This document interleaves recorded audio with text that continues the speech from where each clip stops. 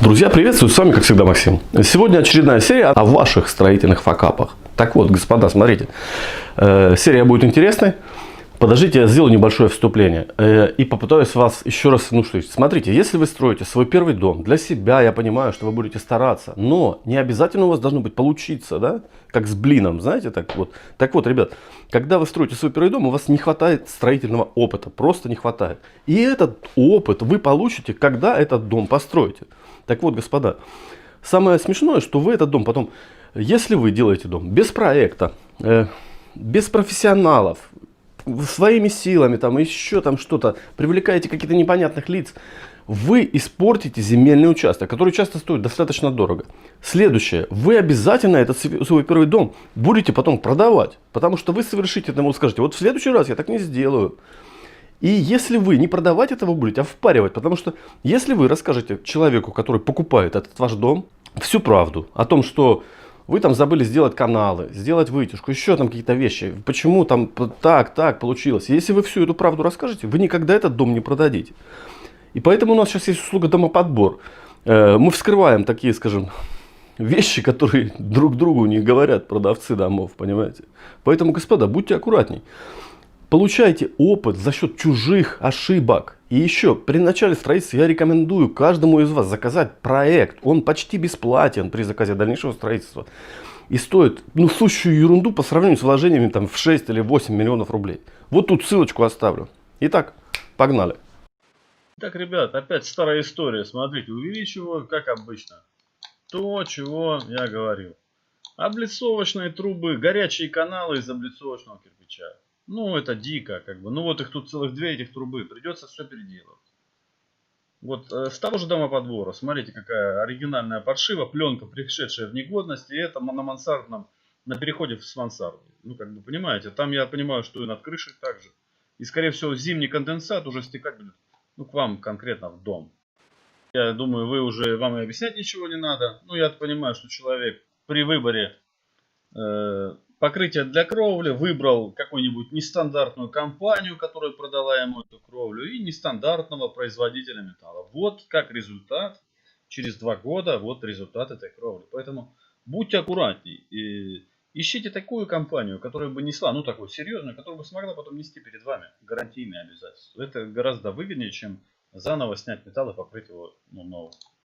Итак, друзья, Воронеж, очередной осмотр дома. И при осмотре дома территории была замечена вот такая система устройства кровли на надворной постройке.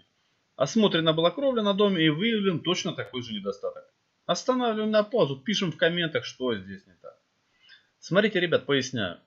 При устройстве кровли стропила ставится, сверху них крепится пленочка. Над пленочкой, пленочка должна быть проклеена с небольшим провисом. Сверху пленки, вот здесь, должна быть набита контрабрешетка, а только потом идет шилевка, на которую уже крепится металл, чтобы был зазор. Это помещение было холодным, и мы схавали, что так и есть. Но поднявшись на крышу, мы увидели там точно такую же картину. Понимаете? Я сейчас положу позже видео, сейчас прямо после этого вставлю, которое покажет вам, как надо. Друзья, вот видео как надо. Вот поставьте на паузу, посмотрите. Если ваша кровля выглядит не так, и вы живете где-нибудь в Воронежской области, то можете смело говорить ребятам: привет. А вы читали, там, где мы покупали металл, там есть технология монтажа металла на кровельных конструкциях. Просто почитайте. Единственное исключение, это когда у вас помещение холодное, и там не будете топить, тогда конденсата не будет. Можно сделать так, как было там.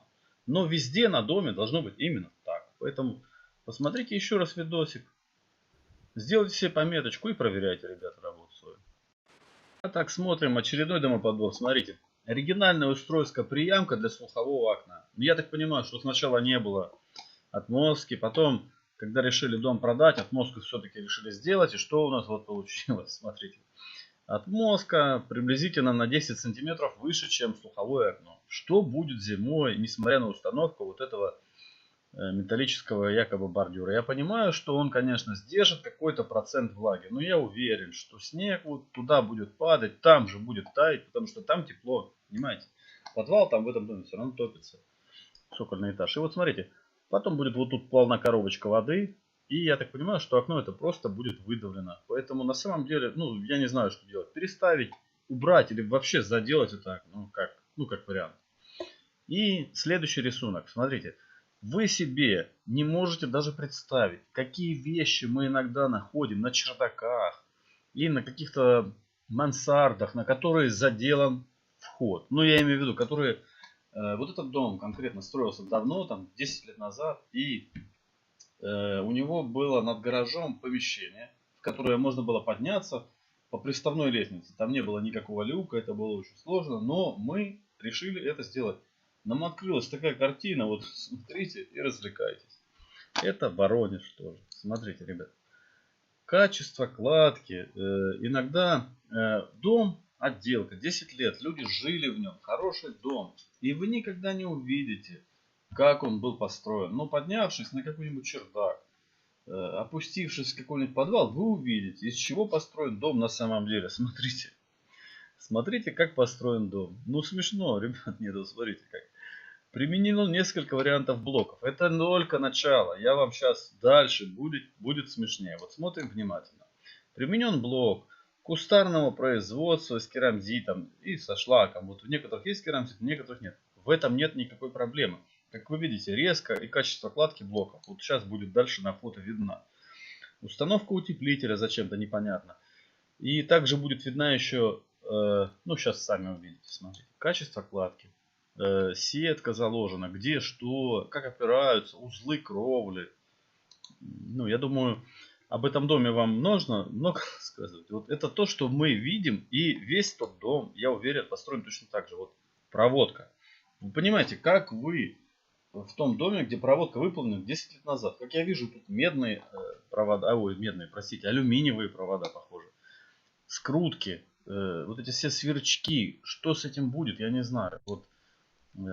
Человек явно делал это самостоятельно. Вот смотрите, кто, ну, вы видели электрика, чтобы он так сделал проводку? Вот такие варианты. Ну, смешно. Во всем доме так, просто тут не заштукатурено и не спрятано. Поэтому иногда лучше нанять специалистов за небольшую сумму, чтобы ну, вот представляете, у вас в машине бы вот так провода собирали. Это было бы какой-то супер гараж. А вот сейчас на сладкое там будет супер узел. Смотрите, ребят.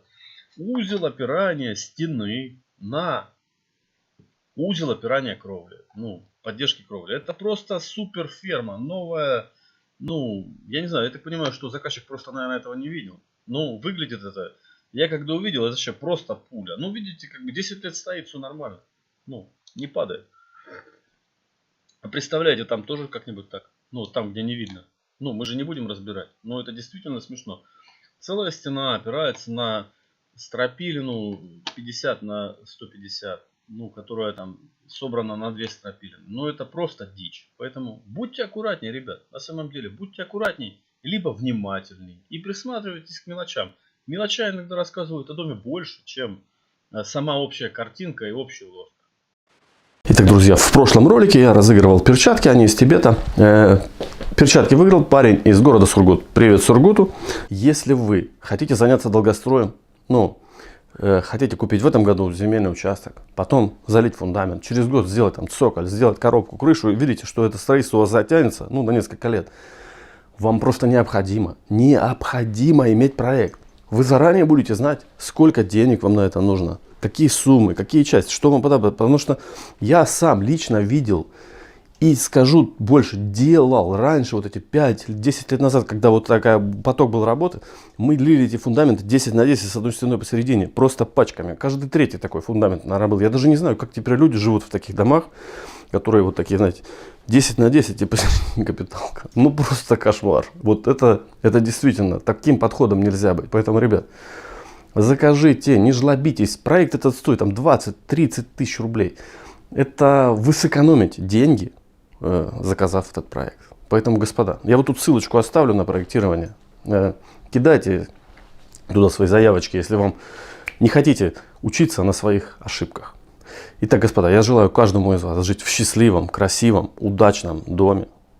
С вами, как всегда, был Максим. Пока и удачи вам.